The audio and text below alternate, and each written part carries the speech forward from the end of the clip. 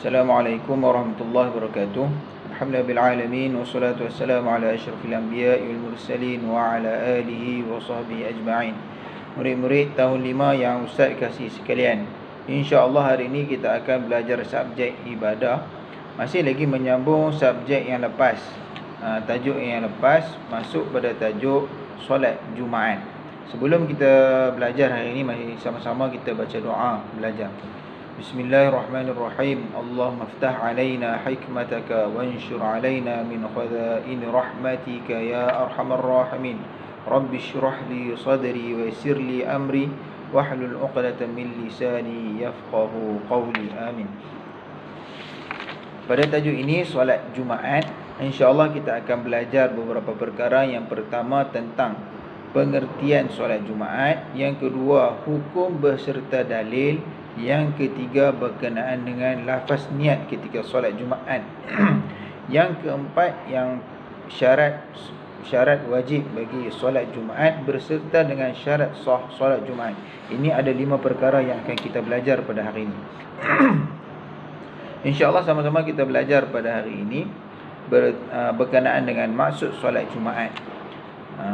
Boleh buka pada muka surat 45, maksud solat Jumaat. Solat Jumaat ialah solat 2 rakaat yang didirikan dalam waktu zuhur pada hari Jumaat dengan didahului 2 khutbah.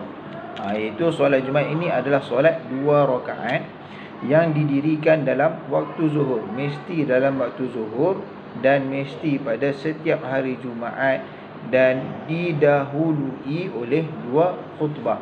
Ini maksud pengertian bagi solat Jumaat. Yang kedua, apakah hukum solat Jumaat? Wajib ke sunat? Hukumnya adalah fardu ain bagi lelaki yang cukup syarat-syaratnya. Hukumnya fardu ain. Apa itu fardu ain? Fardu ain ni wajib bagi setiap orang. Siapa yang kena ni? Itu lelaki. Orang perempuan tak termasuk. Wajib bagi setiap orang lelaki yang cukup syarat-syaratnya. Apakah syarat-syarat dia? Syarat-syarat lagi kita akan masuk. Dalil dia yang dalil bagi solat Jumaat daripada ayat Quran, ya ayyuhalladzina amanu idza nudiya lis-salah min yaumil jumu'ah fas'au ila dzikrillah wa dzarul bai'. Yang bermaksud, wahai orang yang beriman, apabila diseru untuk menunaikan solat pada hari Jumaat, fas'au ila dzikrillah, maka bersegeralah kamu melaksanakannya, wadharul bai', dan tinggalkanlah jual beli. Surah Al-Jumu'ah ayat yang ke-9. Ini dalil bagi solat Jumaat. Dan solat Jumaat yang pertama didirikan adalah di Masjid Quba ketika mana Nabi dalam perjalanan berhijrah ke Madinah. Bila nak solat ni kita kena tahu lafaz niat dia.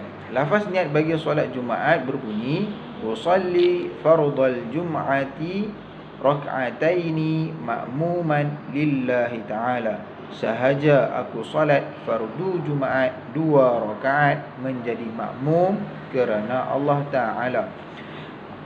Di dalam solat Jumaat ini ada perkataan makmuman. Ini mesti kita kena sebut. Usalli fardal jum'ati rak'ataini makmuman. Mesti kena sebut makmuman lillahi ta'ala. Kerana bagi solat Jumaat mestilah dilakukan secara berjemaah. Jadi tidak boleh solat Jumaat ini dilakukan secara bersendirian. Sembahyang seorang-seorang tak kira, tak sah solat Jumaat itu. Mestilah kena berjemaah. Dan seterusnya yang tadi Ustaz sebut, syarat wajib bagi solat Jumaat. Siapakah yang wajib untuk melaksanakan solat Jumaat? Yang pertama, lelaki. Yang kedua, Islam. Yang ketiga, baligh, cukup umur. Yang keempat, berakal, bukan gila. Yang kelima, merdeka, bukan hamba. Yang keenam, sihat tubuh badannya. Dan yang ketujuh, bermustautin. Ini tempat tinggal yang tetap. Maka orang musafir tak termasuk. Ini ada berapa? 7 syarat wajib bagi solat Jumaat. Sekali lagi kita ulang. Pertama, lelaki, bukan perempuan. Yang kedua, Islam. Yang ketiga, baligh. Yang keempat, berakal, bukan orang gila. Yang kelima, merdeka. Dan yang keenam, sihat tubuh badan. Dan yang ketujuh, bermustautin, bukan orang yang musafir. Dan yang terakhir yang kita boleh lihat di sini adalah syarat sah solat Jumaat. Yang tadi kita belajar tentang syarat wajib, siapa yang wajib melaksanakan. Dan sekarang syarat sah, syarat yang mengatakan sah atau tidak solat kita. Di sini ada 5 syarat bagi sah solat Jumaat. Yang pertama, mestilah didirikan dalam lingkungan bangunan, sama ada dalam sebuah negeri atau desa. Okey, boleh lihat pada muka surat 48. Didirikan dalam lingkungan bangunan, sama ada dalam sebuah negeri ataupun desa. Bermaksud di sini nak katakan sembahyang Jumaat dilaksanakan di tempat yang telah dikhaskan, seperti masjid ataupun di mana-mana tempat yang telah dikhususkan, seperti di dewan. Dan jumlah solat dan jumlah jemaahnya tidak kurang daripada 40 orang lelaki yang telah cukup syarat-syaratnya.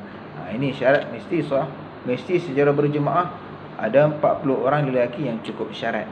Dan yang ketiga, syarat sahnya tidak boleh mengadakan 2 solat Jumaat dalam satu kawasan. Tak boleh ada 2 jemaah dalam satu tempat. Dan yang keempat, membaca 2 khutbah sebelum solat Jumaat. Ini mesti didahului oleh 2 khutbah sebelum solat. Dan yang terakhir, didirikan dalam waktu zuhur. Selepas pada waktu zuhur tidak sah solat Jumaat.